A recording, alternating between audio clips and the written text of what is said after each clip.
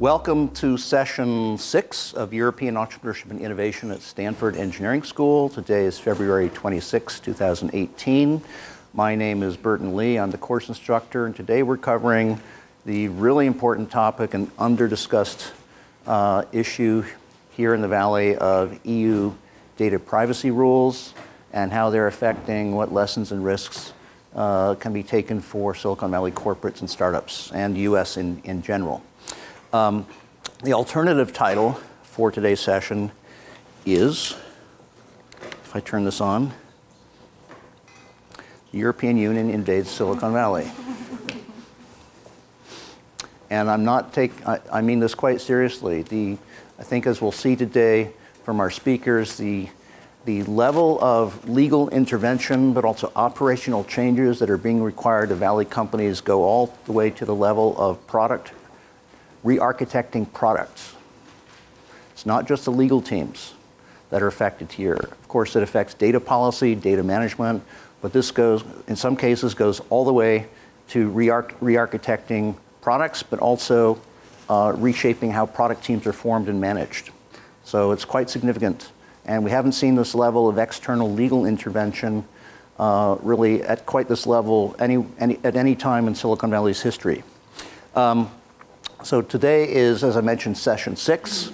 Our speakers today come from our current former general counsels, privacy counsels at Valley Corporates. One of our speakers, Sabrina Ross, is former counsel with Uber and Apple, responsible for GDPR and privacy.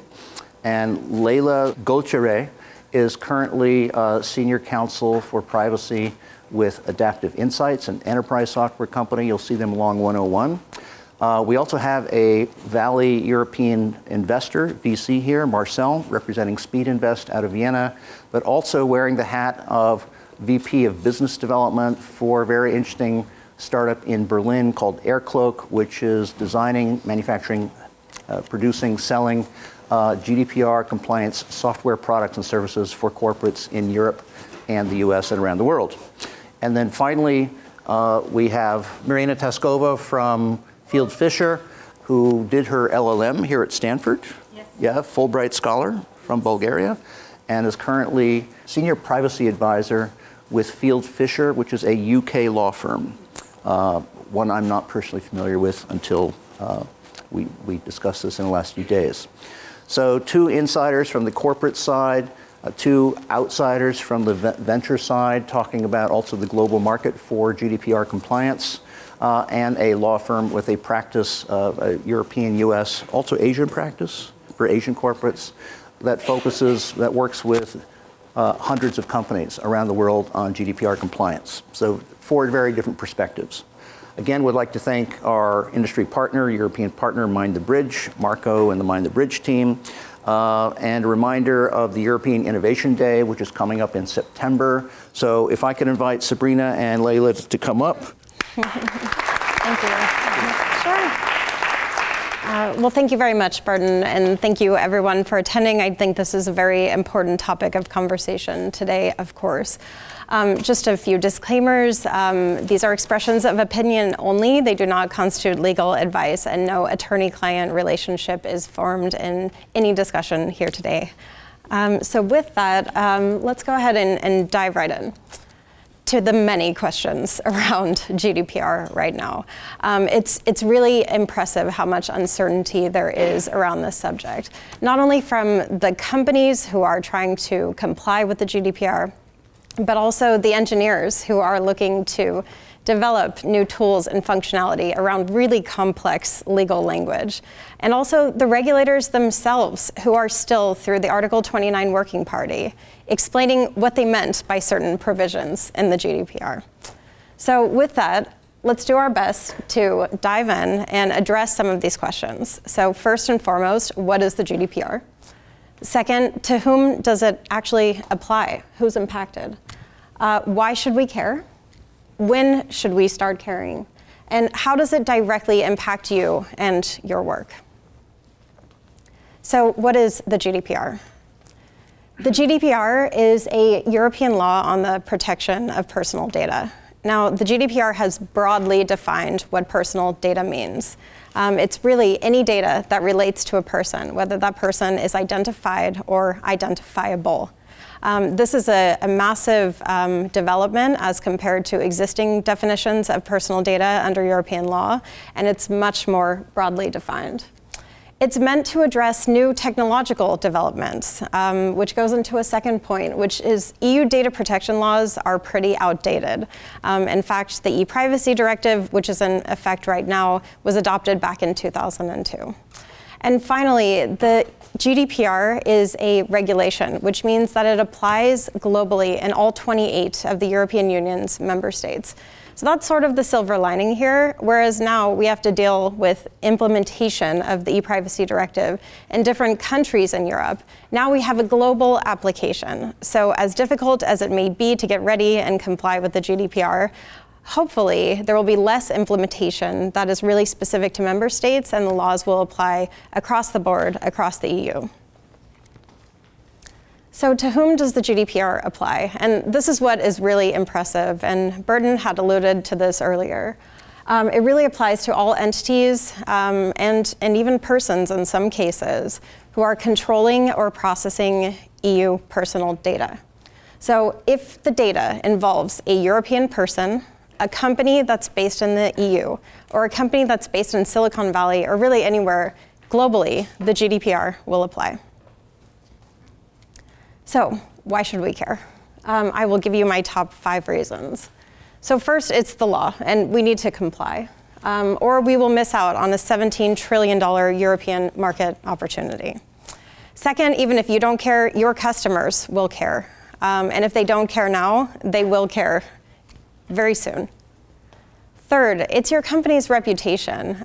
Some of the measures under the GDPR are very difficult to implement, but in the end, developing a solid privacy and security program for any company is absolutely critical to doing business. And I fundamentally believe that with privacy and security programs up to par, this is a great business opportunity. Fourth, it's the right thing to do. If you think of the basis of why the European regulators came out with the GDPR, it was really to protect the personal data of individuals. And finally, if I haven't convinced you, let's get into the fines. There is a lot of noise around the fines because they are impressive and higher than really historically they've been in data protection globally. So there are 2 tiers of fines for non-compliance under the GDPR. The first tier is the higher of 10 million euro or 2% of worldwide revenue. The second tier is the higher of 20 million euro or 4% of worldwide revenue. So these fines are certainly impressive, but the reality is up until now and historically, it's been pretty rare that a European supervisory authority has fined more than about 1 million. But there is an upward trend. So just last year alone, the Italian supervisory authority fined 5 companies in the amount of 11 million euro. So we can see that there is the possibility of an upward trend and that these fines will be taken seriously by European regulators. For the higher tier of fines, these are for the more egregious abuses of personal data processing and controlling. These are things like really not respecting the rights of data subjects in violation of the GDPR, international data transfers, and others that are very important. As far as the first tier fines, the lesser tier, this is interestingly and arguably for certain security breaches. This was a surprise to some of us in practice, and I'll love to hear Sabrina's perspective on this as well. But that security breaches are falling into the first tier. So when should we start caring? Well, as of today, we are 88 days away from GDPR compliance date, but who's counting? The effective date is May 25th. So it's absolutely essential that if you haven't yet started on a GDPR compliance program, that you get started now. And I would just add to this, one of the most important ways to get started is actually by building into any products or services that you are building a principle called privacy by design and privacy by default. Not only is this a GDPR requirement, but it makes sense. It's so much easier to build privacy and security by design into every piece of software that you develop, every piece of code that you write, than it is to go back in time and clean this up after you've already released certain products. So take these principles of privacy by design and privacy by default seriously, because ultimately, as I said, this is good for business and will keep you in compliance with the European law. So how does this impact you? This is not an exhaustive list, but I'll give you just the high-level overview of some of the key operational impacts of the GDPR. And then I'm really looking forward to hearing Sabrina talk about how this has impacted her in her work. So first, know your data. This exercise of a global data inventory and mapping is required under the GDPR, and it involves understanding all points of data that you're collecting and processing. Who touches it? How do you handle it? And that relates directly to the Article 30 records of processing. Here you have to maintain, under Article 30 of the GDPR, detailed records of every single point of processing personal data. I mean, it's really an incredible undertaking. It's a lot of administrative work, and it's really about just keeping your information organized in a way that makes sense and that you can supply not only to your customers, but also to regulators. Identify the impact on your product functionality. So I had talked about this earlier. But the most important thing that you can do is really understand what products and features you will need to build in order to address GDPR requirements. There are things that we already know about, like the right to be forgotten, that people can easily delete their data, or your software and system allows the deletion of personal data. But there's also interesting requirements like the right to data portability.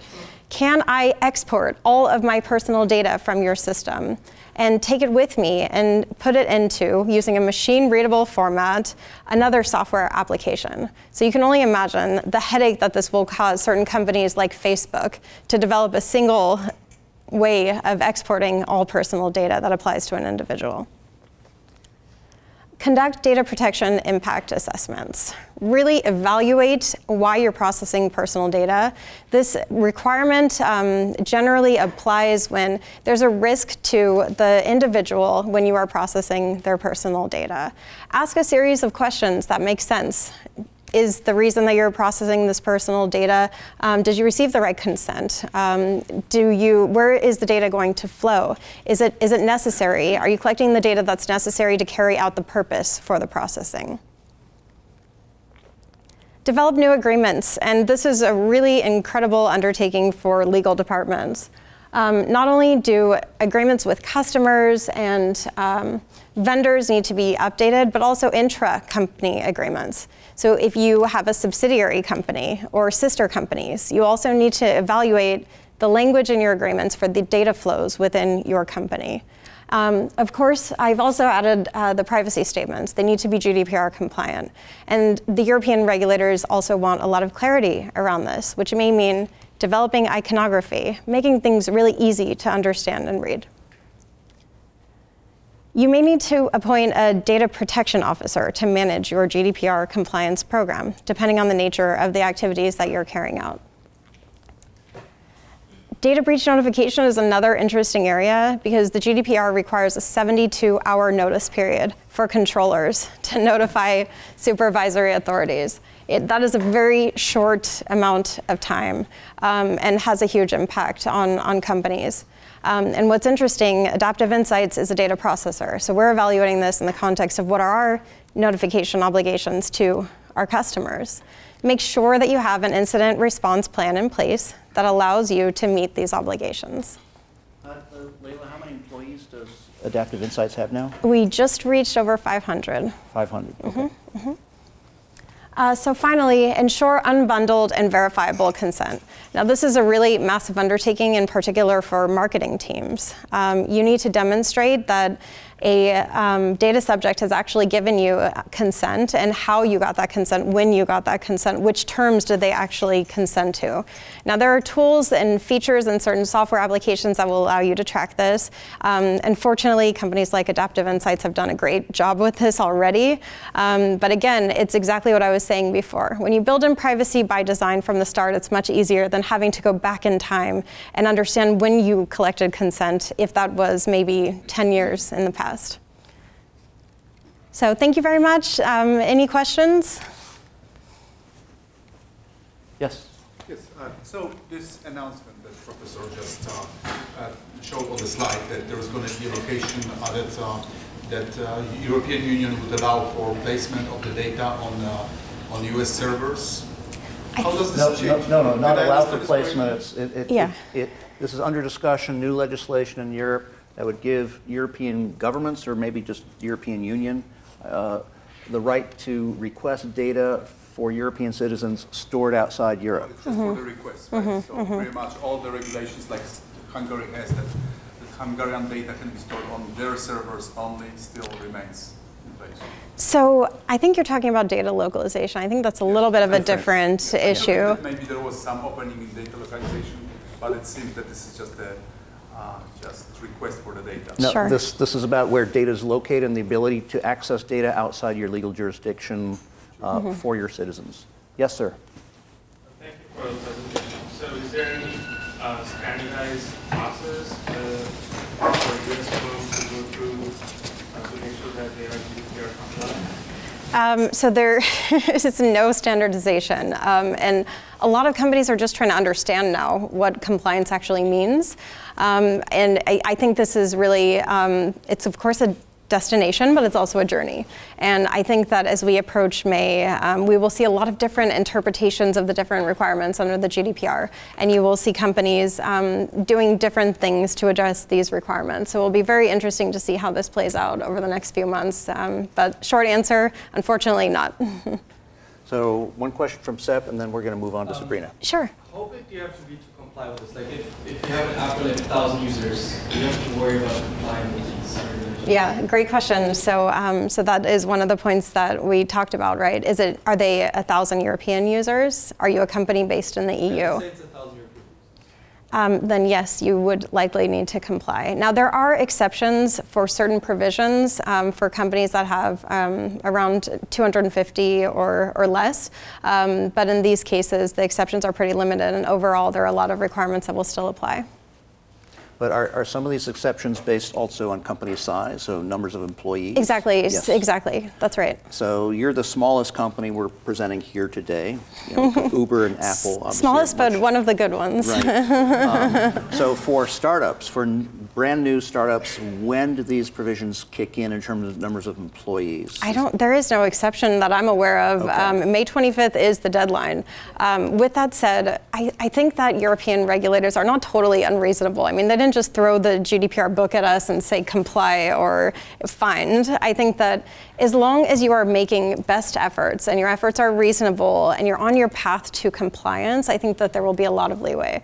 That second tier of fines and even that Italian supervisory authority ruling that I had just mentioned were really for sort of egregious cases of abuse of data protection laws. So I think be reasonable is really the answer here. And of course, from a regulatory perspective, the more documentation that you can have to demonstrate your efforts to come into compliance, the better. Okay, Leila, thanks very much. We're going to bring you back up. And so now Sabrina Ross is former privacy counsel, most recently at Uber. You left Uber a month ago? Yes. Yeah. And you're now in private practice? Yep.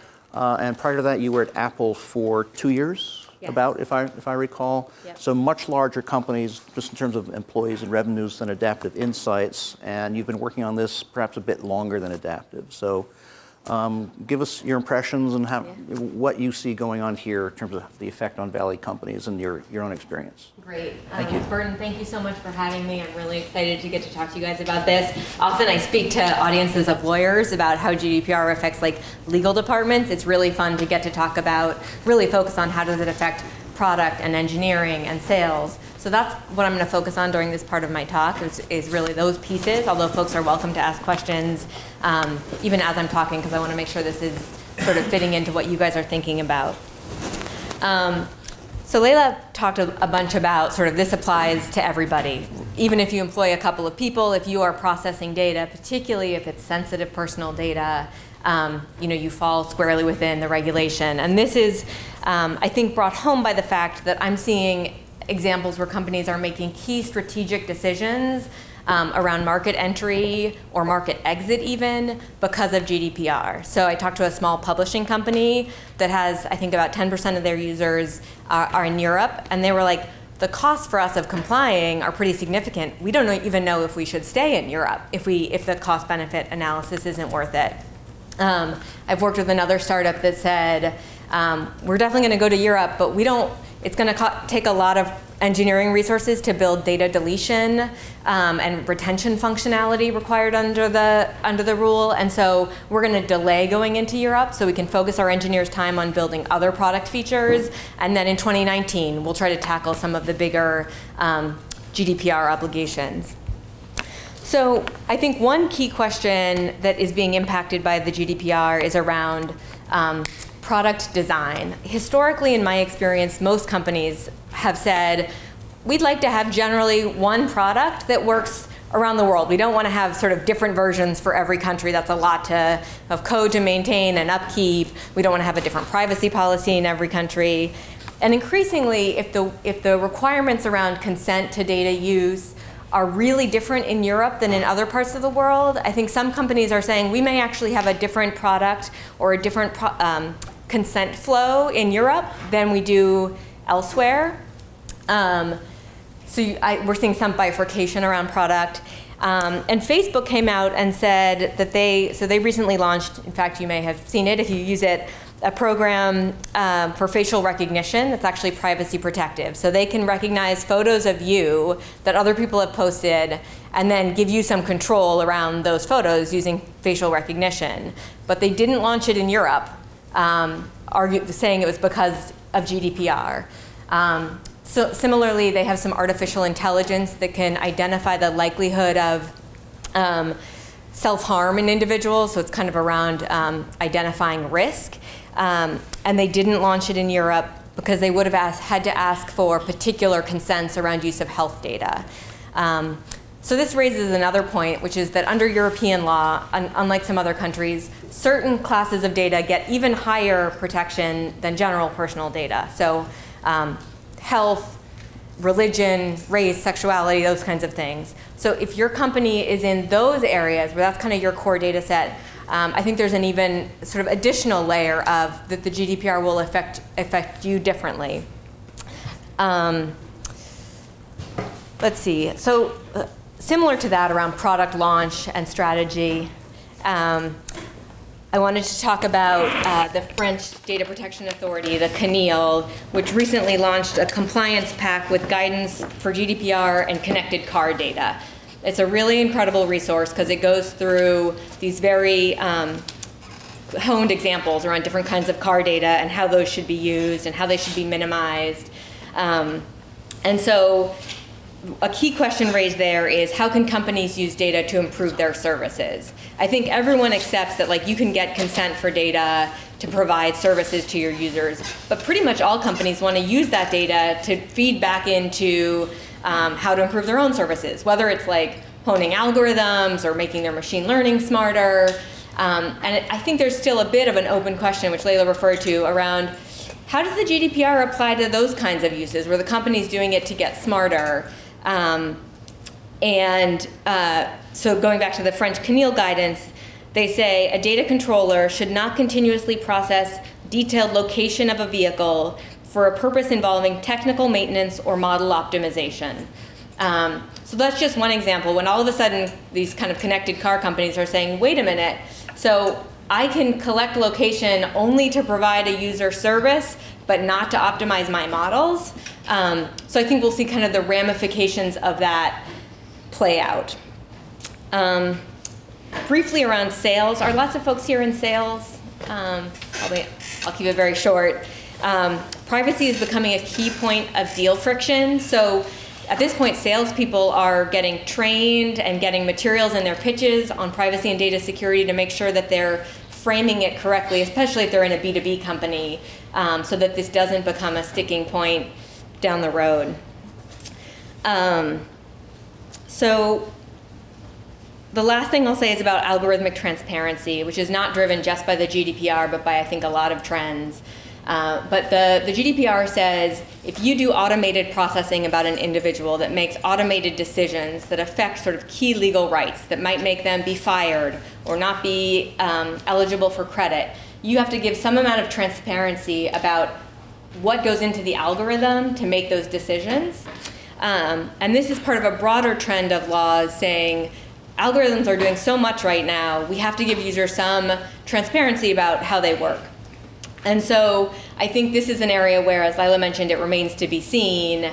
What does algorithmic transparency mean? We know it doesn't mean revealing source code or jeopardizing your trade secrets.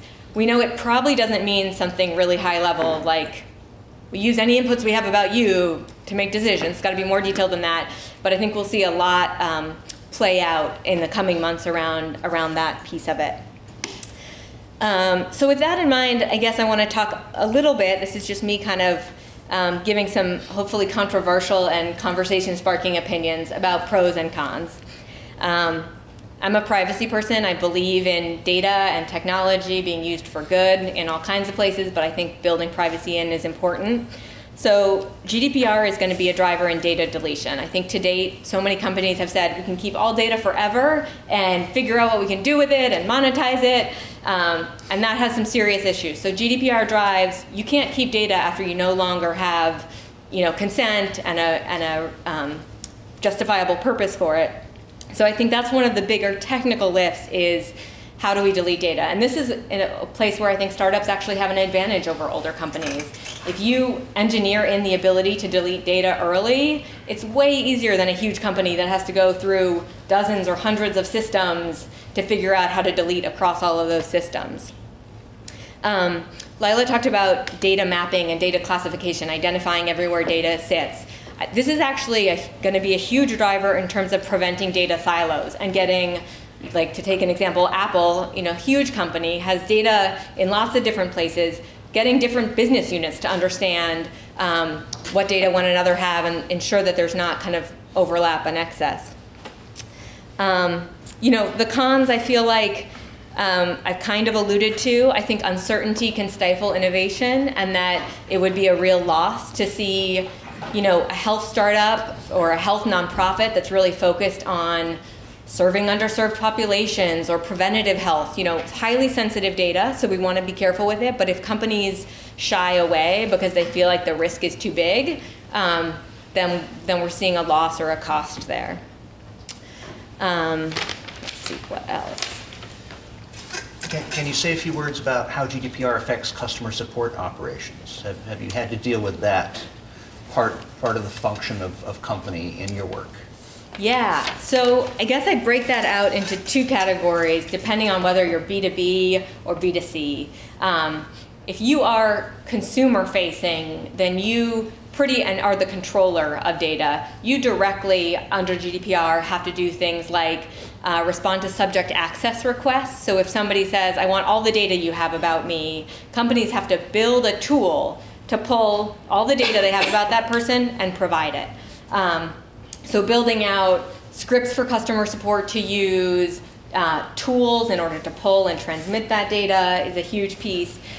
If you are B2B and you're not the controller, then your customers are going to say to you, hey, service provider, you have to help me be able to respond to those subject access requests. And I think actually that another point is that where there's regulatory uncertainty around GDPR, some of it is actually going to be driven by companies who are saying, if I'm the controller and I'm directly on the hook for GDPR compliance, you companies who work for me, I'm going to tell you what I think meets the legal bar. And so service providers are often in the position of, they might say like, I think that bar you're setting is too high. But if all the customers are demanding it, it will sort of de facto set what compliance with GDPR looks like in some areas. But does this affect the types of conversations that consumers can have with customer relations teams? The type of data that customer support teams are collecting from customers and how that's handled? Interesting. I mean, absolutely, in that it provides a new right where customers can say, you have to give me all the data that you have about me. I think it also potentially impacts sort of how much data about a customer support will want to collect, because then we have to identify it as another repository and disclose it upon request. Is that helpful? Yes. Yeah. So now I think, let's see, I will switch gears quickly and talk a little bit more where Leila left off about what companies are doing to comply with GDPR, sort of at a practical level in terms of resources, who bears the brunt of it. I think the number one most common thing I would say is that I'm seeing cross-functional GDPR steering committees, which is to say you can't take, sadly, me, a lawyer who can't build anything, I can't build data deletion, and say, Sabrina, you're responsible for GDPR compliance. No, there really has to be a product person, an engineering person, who are sort of jointly on the hook, who are defining together what are the objectives, how do we achieve them. I think CEO and board involvement, I've never seen such high CEO and board involvement on any other legal development that I've worked on. I mean, it just doesn't exist. If you take like a marketing privacy law, people know how to go and execute against that. Okay, people have to be able to opt out. I mean, this hits the core of what can my company do with data? How long can it, how can we monetize it? How long can we hold on to it? And CEOs and boards care about that. Sometimes the audit committee cares about it. If they think that the risk of GDPR is material, they want to be involved. So it's really hard to talk about kind of resources because they vary so widely, depend on the kind of company and the size of the company. CEB of Gartner has said that the median privacy program of mid-sized companies has allocated $350,000 to GDPR compliance, and that staffing is like more than half a lawyer and then more than another non-lawyer headcount. So whether somebody in compliance or IT or security. Leila talked about data mapping. 54% of organizations are undertaking formal data mapping. So often that requires like sending out a survey to every business unit and collecting from them, like what are all the data sources you use, how are they stored, how are they protected. So again, companies, even with data mapping, can get bogged down in like, how do we get our arms around what we have? Let's see. PIAs, privacy impact assessments. I think that's a huge one. Technically, there's no retroactive requirement, I don't think, to go back and do a privacy impact assessment on anything you've ever done. I mean, that would be, for some companies, thousands of privacy impact assessments. But many companies are, at least for their riskier or more data-intensive products or features, doing retroactive ones and saying, let's say I rolled out a facial recognition feature 2 years ago, I'm going to do a privacy impact assessment now to show that I considered the privacy risks and kind of how I came out on that. One other point about coming into compliance versus staying in compliance, I think the huge lift is right now around, like I said, re-architecting to do deletion, reconfiguring how consents work, but there will be a certain amount of ongoing compliance activities. Keeping the data map up to date, maintaining a regular list of your vendors who have access to personal data, doing a regular reevaluation of your security and whether your security is appropriate. So although we're all pretty focused on May and being kind of ready for May, it'll be really interesting to see what does long-term compliance practice look like? What does that staffing usually entail? There's a lot of great resources now, and then I'm going to stop because I feel like we're running short on time. The UK data protection regulator has a helpline for small organizations who can actually call in and ask questions. They've released a ton of guides, like I mentioned, some specific to industries, like there's one for health from the UK National Health Service, there's some from Connected Cars, so depending on where you sit, there's definitely kind of resources out there. I will pause there to make sure there's time for everyone. So thank you, Sabrina.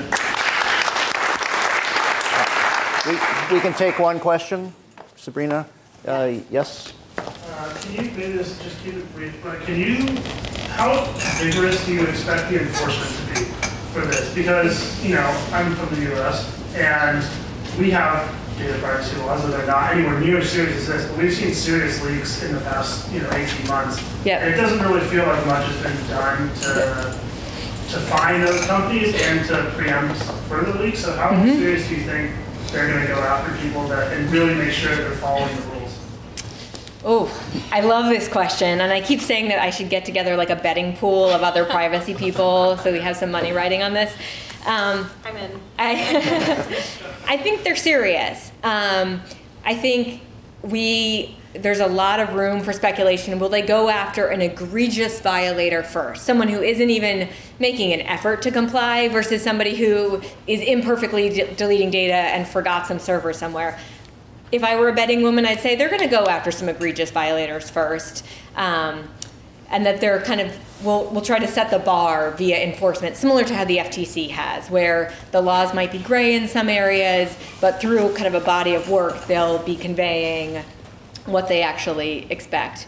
I'm too scared to speculate on fines. I don't think that they would start with the craziest level of fines. But I'm not sure. And the breach one is really a really interesting question, because reporting in 72 hours, even with best intention, is really hard to even just get enough facts together then. So I'm very curious about that particular one. Yeah. So one of the points Sabrina touched on was how some companies are delaying product introduction in Europe, in your experience, as much as up to a year. So when you consider that customer support teams for these products introduced out of here into Europe, customer support is typically done out of Europe, so Ireland, for example.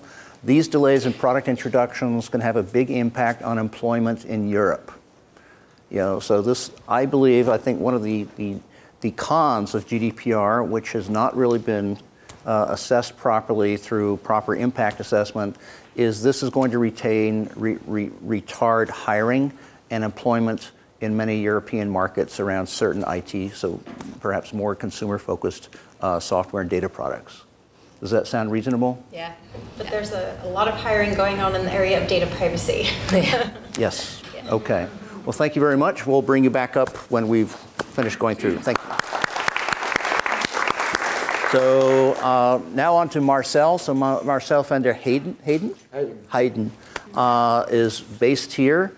Representing as a partner in SpeedInvest, but also Vice President of Business Development for Aircloak, a GDPR compliant startup out of Berlin. So you just got back from Vienna on Saturday. Yep. Yes.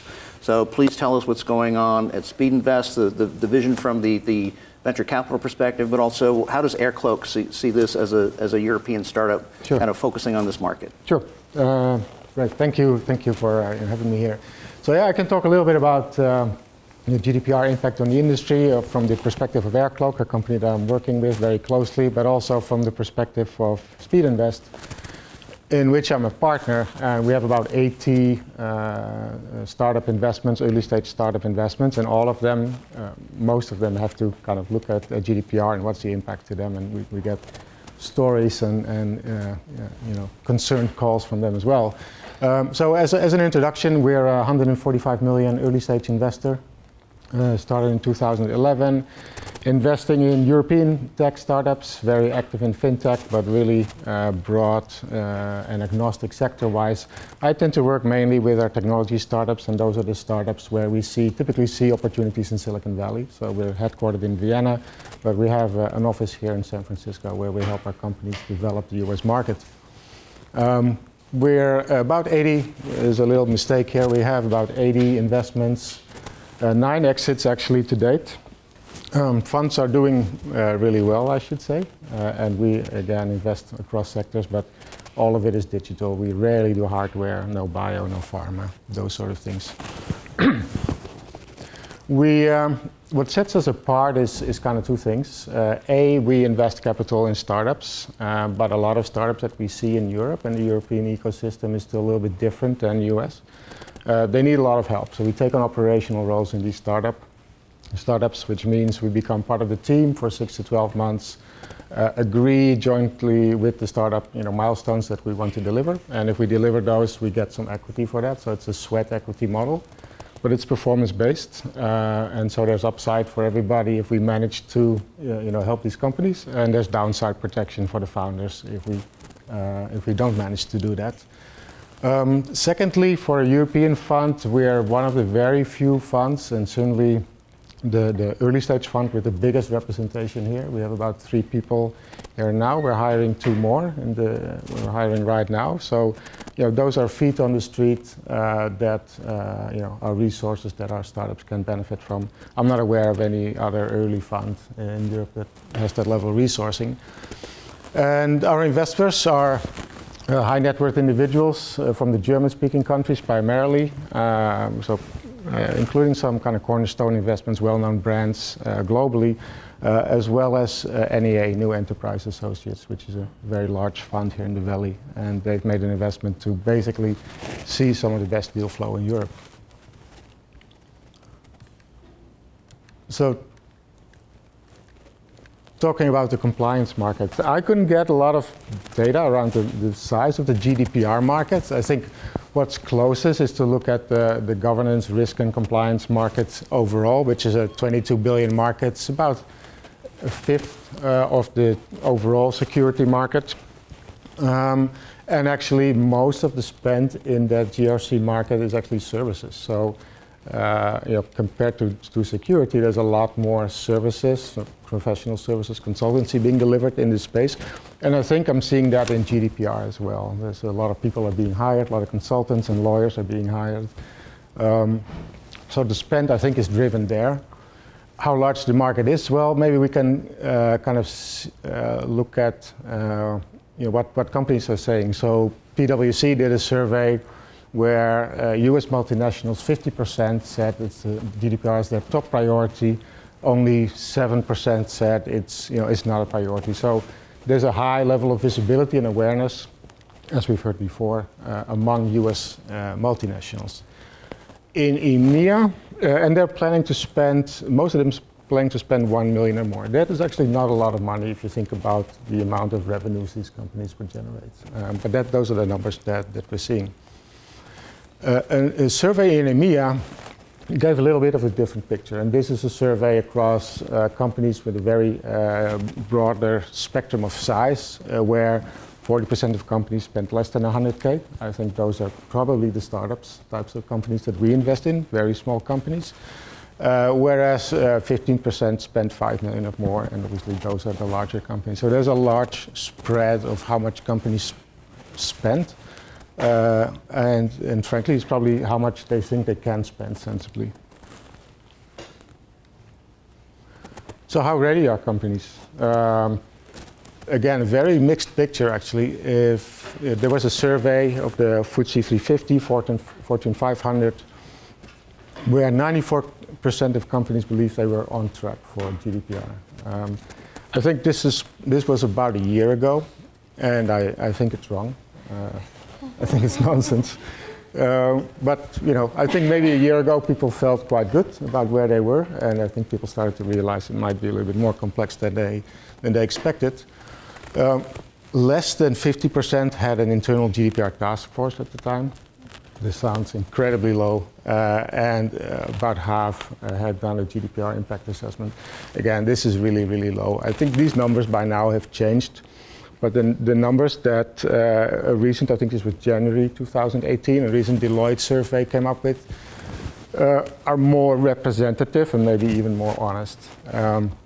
So they did a survey, and 15% of the companies they met with or spoke with said only 15% expected to be fully compliant in May, so in 88 days. Right?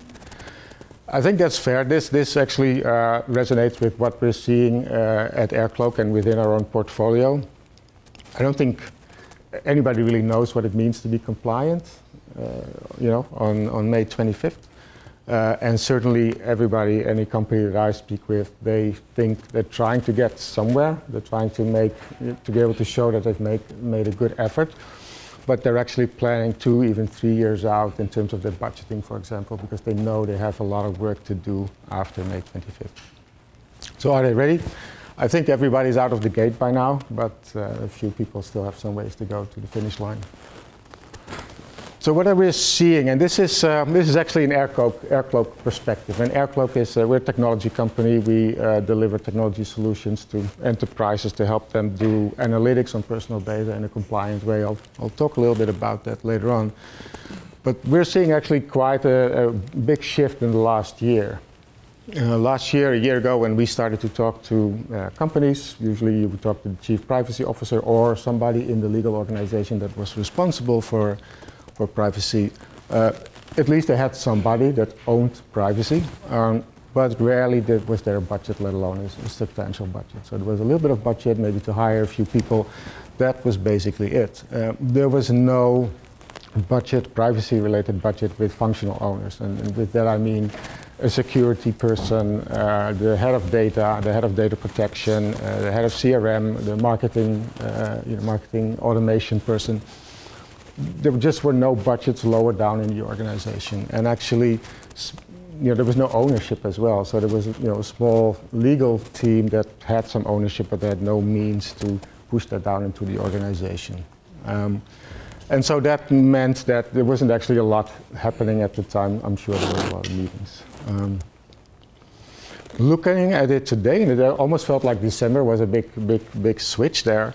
Now, today, I think in many companies, there is budget in the security organization, in the data warehouse organization, et cetera, et cetera. There are owners. Everybody knows what they need to fix, because all the assessments have been done last year. Everybody knows what needs to be fixed. And people are fixing it. And what they're fixing, I think you gave a good summary. What we're seeing, they're fixing their plumbing. They're fixing understanding where's my data. A lot of companies don't know where it sits, or don't have a good map. Where does it come from? Why am I actually holding it? A lot of companies just collect as much data as they can afford. So they're going through this whole rationalization of collecting, processing, and storing data. And that's where they are today, and kind of the higher level use cases around how do I use personal data for analytics, how do I use it for predictive analytics, for example. A lot of companies aren't there yet. So top sectors, we're seeing financial services and healthcare. These are already highly regulated industries, so they're familiar with what to do when a new regulation comes around. In the US, we're seeing the large and the global online players, the Facebooks, the Googles, the Ubers of this world, that are investing in privacy and privacy technology very deeply, and actually sharing some of that through open source initiatives.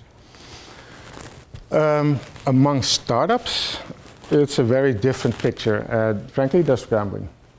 The good thing is they are flexible. They have built maybe only part of their technology stack, and they're still able to course correct and build build privacy by design, basically, and they're doing that to the best way possible. But they do not have good access to information. So they Google around. The ICO in the UK has some good papers, but they are not able to to hire the legal advice, quality legal advice that they would ideally need. So they're doing what they can, but they have, by and large, a wait-and-see approach. So they're going to see what's happening in May, where the regulators will emphasize, what areas they will emphasize, and they'll kind of roll with that. But they can't really be very proactive at the moment. Incidentally and anecdotally, we're also starting to see GDPR trolls. So law firms that are starting to send out cease and desist letters. If you don't have double opt-in for your newsletters, they'll send you a letter with an invoice. I don't know if that's a trend, but it's out there. And if we think about the impact on industries, obviously the size of the market is much smaller than the impact on the market, the 17 trillion European market. I think there's an existential threat for some businesses that GDPR represents, and I'm not hearing many people talk about it, but I think we'll probably see some interesting things happening in the advertising space, in the marketing automation space, advertising networks, demand-side platforms, and so forth. from an investor point of view, or from a technology point of view, I'm not seeing a lot of fundamentally new privacy technology breakthroughs. Differential privacy at Uber, Apple, Google all announced it. That's probably a big one, but the research is very concentrated inside of big, large technology companies, inside of universities, and Aircloak is a spin out of universities. But there's not many startups that are trying to build systems that are easy to use and provide good levels of privacy protection, surprisingly. I know of two, there's probably a few more actually, but there's Privitar, who did a 16 million round, which is a very large round for the stage of the company, and Aircloak, we invested in a 1.3 million seed round with them about 9 months ago. 1 minute on Aircloak. Aircloak built a solution which is actually a privacy layer that sits in between a database and an entity. It could be an analyst, could be a business application that wants to query the database and wants to query personal data. Aircloak, by design, prevents personal data to leak out of the system. And that's been confirmed by the French CNIL. So the French CNIL, the French Data Protection Authority, evaluated our solution and confirmed that it meets all the requirements for anonymity as defined by GDPR. Now that has a lot of benefits for companies, including one of our companies, which is part of the second largest bank in Germany.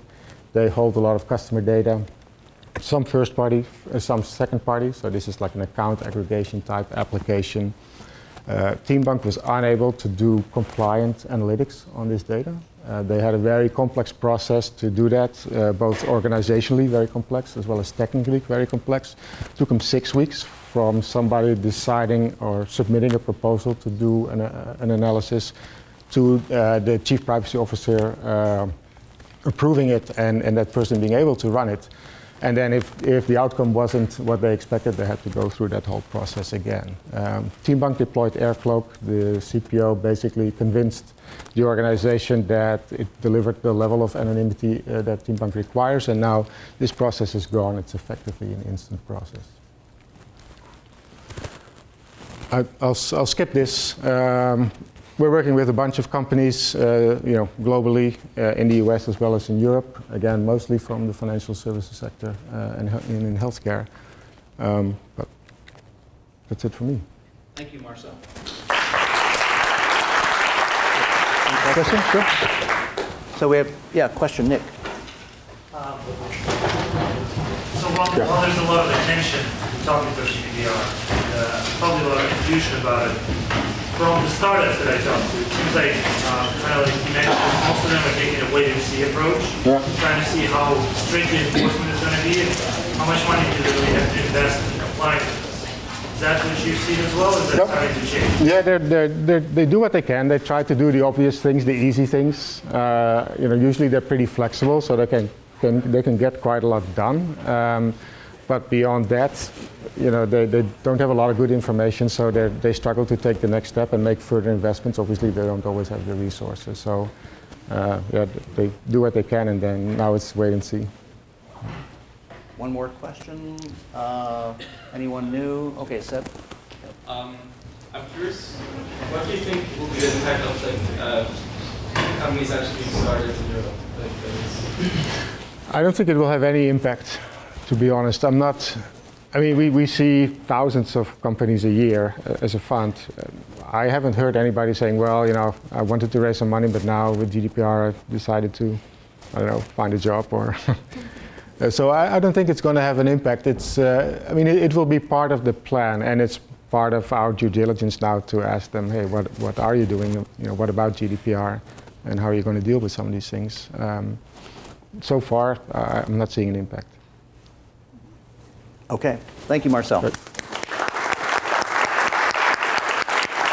So our final speaker is Mirena Taskova from Fieldfisher, representing the perspective of legal practice, which focuses, a global law firm which focuses on GDPR as one of its major legal practices. So, Mirena, thank you for giving us the law firm perspective on this. Thank you very much. Well, you're using my personal data right now. Okay.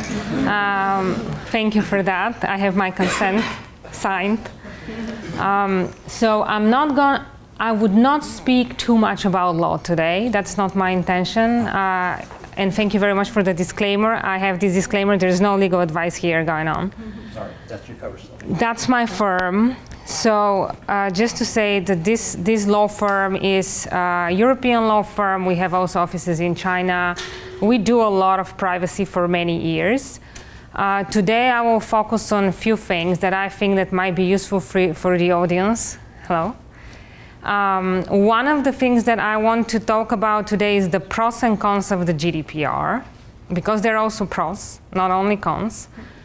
I would like to talk about the roles of every company in the United States, for example, and in Europe, and why we should care about GDPR and how can we tackle GDPR.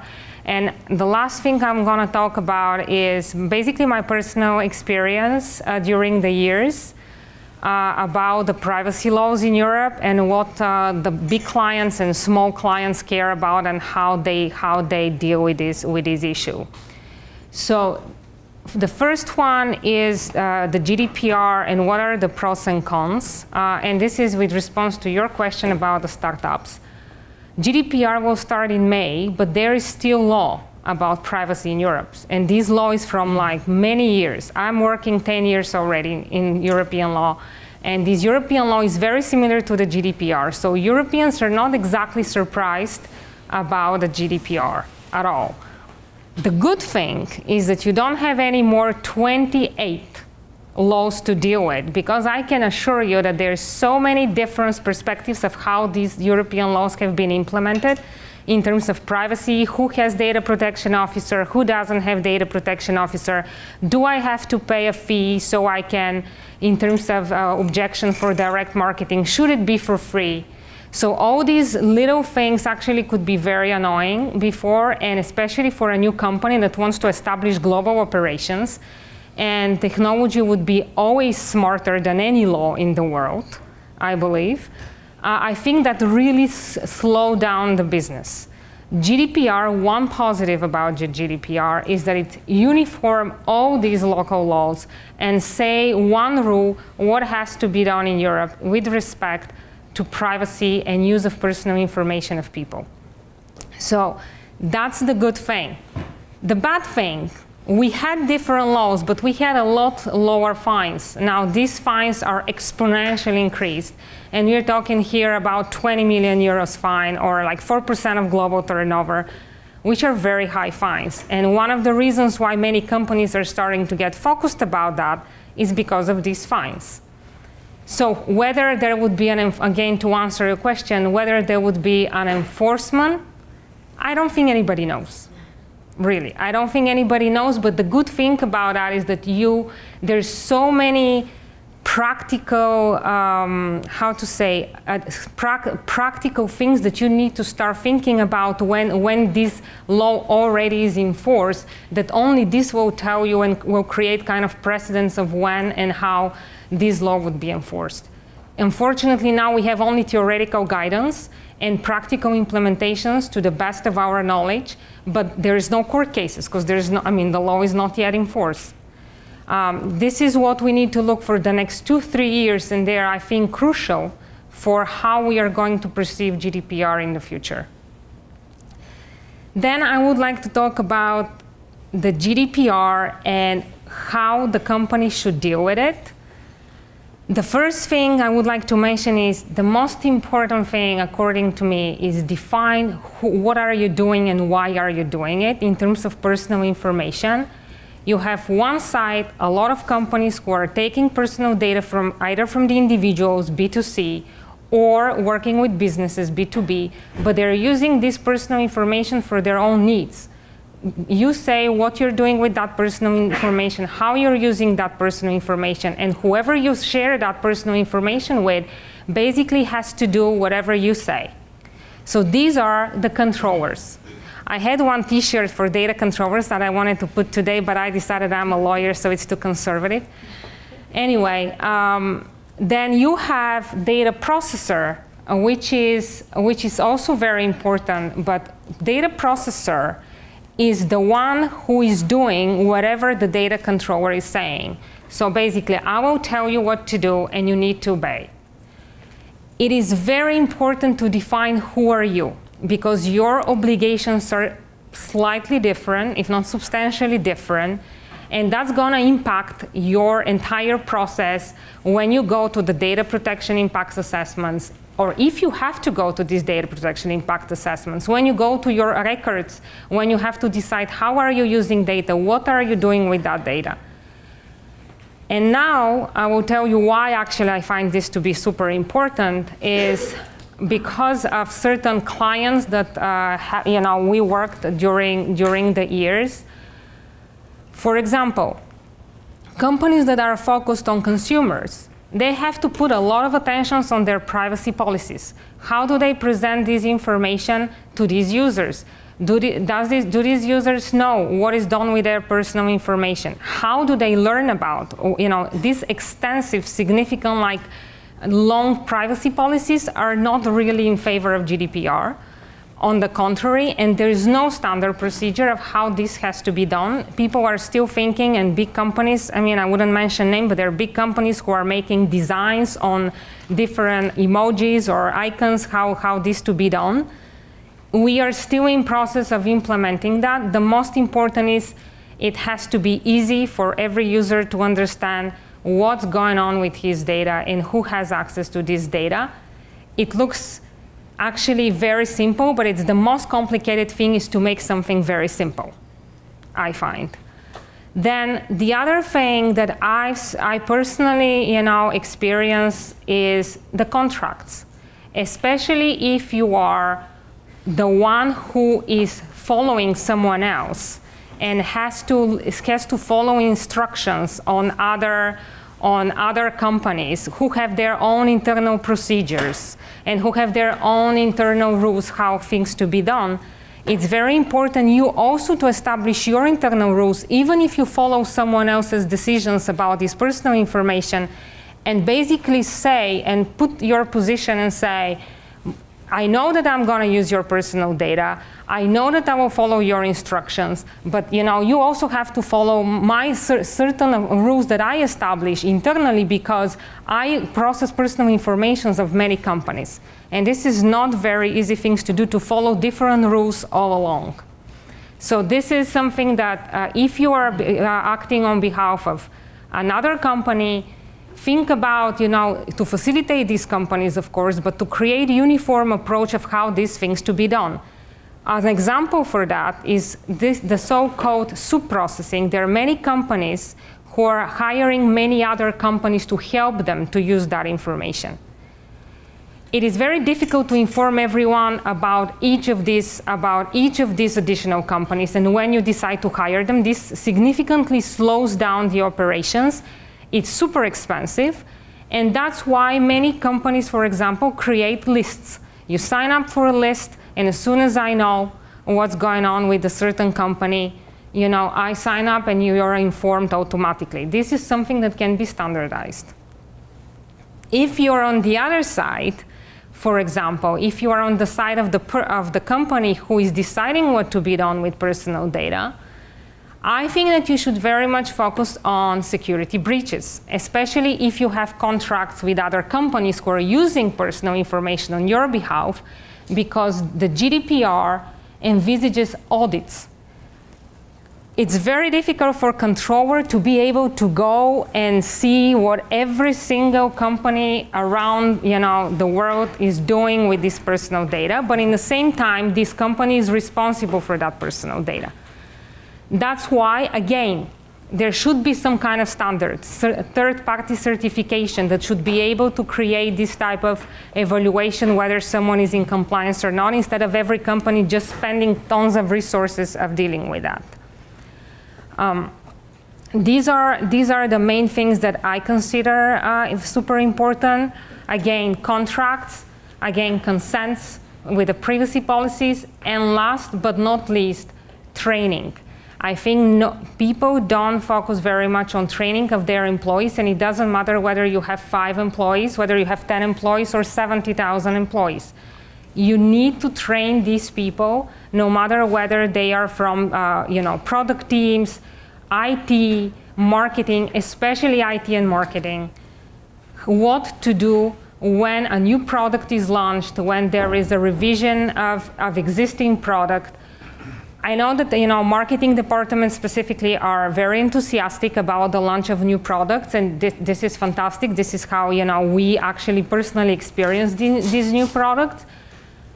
But it's very important for the company globally, for these marketing departments and other product teams to know what has to be done with this personal information, because very often there is a product that is already created, then this product, as soon as it's about to be launched, is going to the legal team, and the legal team says no. So the legal team becomes like the bad guy in the situation, but in any case, this product has to be changed. And this costs a lot of money. So that's why it's better if you just train this personnel to know what to do with that personal data. And here is the funny thing. There is not many training solutions about people. For example, it is easy to train 100 people. I can gladly do that here. But what about if we have a retail company, not only technology company, that is having 50,000 employees? It's super difficult to train these people. There's no yet solution for that. We are, working on different ways to do that. There are questionnaires, there are videos, which we are trying to do. But in general, these are the most important things that I would like, people to focus their attention on. Okay. And I would open for questions. If anyone has questions, happy to answer. So we are going to do questions. Obviously, we're over a bit, but let's go into panel for 5 minutes. Yes. In the back. I was wondering about B2B, and also to what extent GDPR applies to B2B businesses. Let's say you're a company and provides some enterprise software, and then there's an employee of your customer logs into this application, they go around and they use it. Is that company then subject to GDPR compliance? Yes. So with the B2B business, I would very much focus on the contracts again. So both businesses decide who is using the personal data for their own needs, and who is using personal data because the other company wishes so. And then focus very much on the contracts. And there is specifically in GDPR provision, it's actually Article 28. I would not go into details, I don't want to bore anyone. But you definitely have to focus on the contracts with the other business, and the one who is deciding what to be done with the data has to determine, who is using that personal data, specifically security measures, who is taking care of these security measures, when are they going to inform you for security breach. Because this 72 hours notification for security breach is kind of vague, because it's 72 hours from the moment you actually learn about it if you are a controller. So you have to think about what is your role and to impose certain obligations on the other side. But are you a person or are you an employee? So let's say I'm the customer, and I go in and I use the software. Can I then ask the vendor to delete everything I have done, even though I did it in terms of being an employee? Are you an individual? The vendor might destroy all kind of business records as well. Well, I first of all have to decide, who are you and in what capacity you request that. You are an employee and you're using B2B application. So you as an employee of one side of the B2B. Yeah. Okay. The question is if the provider of a B2B application, if he needs to be GDPR compliant because of the employee of the customer using that application. Because he's using the application in terms of being an employee, not that person. Yeah, I understand, but in many cases you have to be in compliance with the GDPR, but how you have to be compliant depends on why these employees are accessing it. I will be happy to talk about it after. Let's take this offline. Yes. Can I just add one yeah, Leila. So the way that I look at the relationship between B2B and B2C, and in particular for these companies which are data processors servicing other businesses which then interact with end users, is the data processor's obligation, in addition to the Article 28 requirements, is to really allow their customers the tools and functionality in that software application for their customers to be compliant. So hopefully that may help address the question you're asking as well. Yes, sir.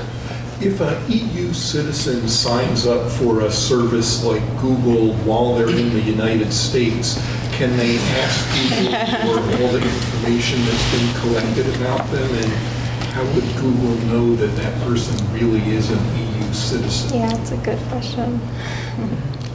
Okay. Did everyone hear the question? Yes. You're asking a really interesting and complex question because it's important where are you located according to the GDPR. Where are you located? Where are you based? So if you are a European citizen based in United States, this is a controversial topic. If you are based in Europe and you're not European citizen, GDPR may apply again. So GDPR applies of where you are located in terms of where you reside. Where you reside or where you are located? Reside. So I'm thinking of the case of a European Union citizen is in the United States vacationing or temporarily for some reason, and they sign up for a Google service while they're in the United States. Can they ask Google for all the information that's been collected about them? So it's such an interesting question, and I think it highlights the extraterritorial reach of the GDPR. And also, let me just kind of ask you a different question. So from a marketing perspective, just think of a marketing team.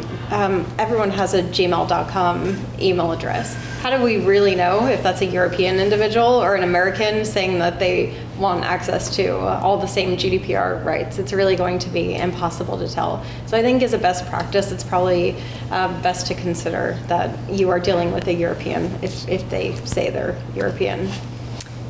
And even beyond that, I would just say, I think going back to this, like whether there's going to be a product bifurcation, I think a lot of companies will say, all right, now that we're doing subject access requests for Europeans, we're going to do them for anyone, even if it's not legally required. They're already building the tools for it. This gentleman has a question. Quick question. There are trading hubs in Europe, which deal with transshipments, right? I know of some of them, like Maersk and Burton.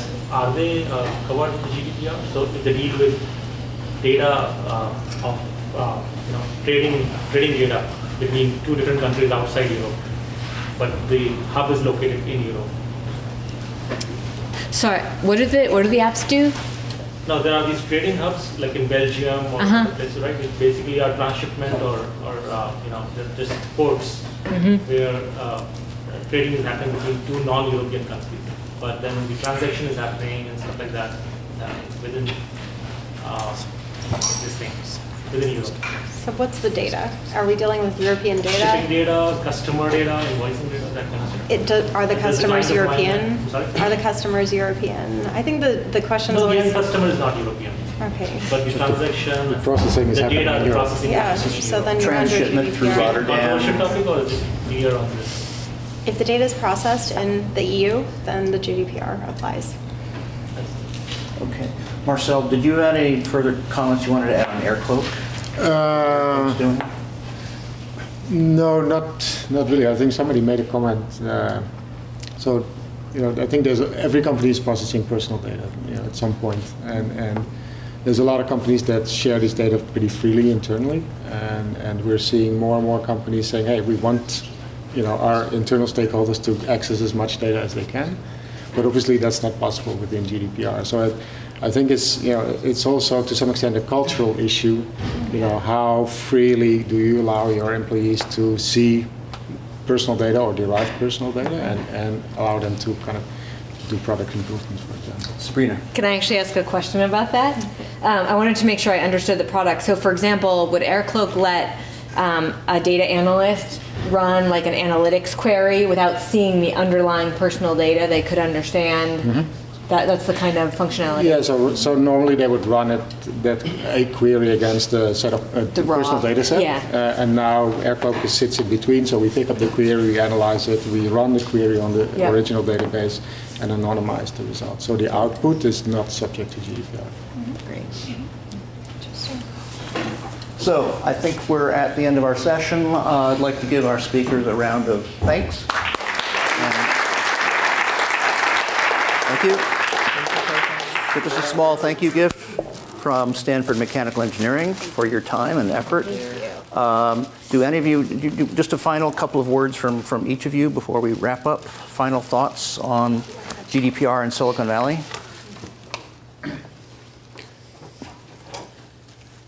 I mean, it's so hard to summarize. I feel like we're in a really exciting time. I mean, how many of your companies are primarily driven by data and what you can do with it? I think it's an incredible time to be seeing this transition around that there's ethics classes in engineering about the ethics of accessing and using data and algorithms. So I think it is really exciting. It can be easy to feel bogged down by oh my God, what is a data map and how do I do it? But I also think there's some really exciting parts of the law. Any final comments? Yeah, I mean, I echo exactly what Sabrina said. And as I mentioned earlier, I really fundamentally believe that privacy and security are good for business. And this is a great opportunity to showcase your company and what you are doing to be in compliance. So with that said, just one quick plug. Adaptive Insights has 500 employees, but also 3,700 customers, and we're a $100 million company that's growing at an incredible rate, and we're looking for a security engineer. So if anyone is interested, please come and talk to me. But thank you very much, Burton, and the rest of the panelists. I also learned. Mirena, any final comment from Yes. Fieldfisher? Yeah, absolutely. Actually, mainly for me. If anyone is interested to build nice design tools for GDPR, so it can make life easier of people who are using the services, or also internally for the employees, that would be great. There is so much need for effective implementation of privacy policies by appropriate designs, and also security measures. Cybersecurity experts are absolutely, this is the right time for you guys. I would like to thank you very much for your interest in the GDPR. Thank you very much for the kind invitation, and let me know if you do something with GDPR. I'll be very much interested to hear.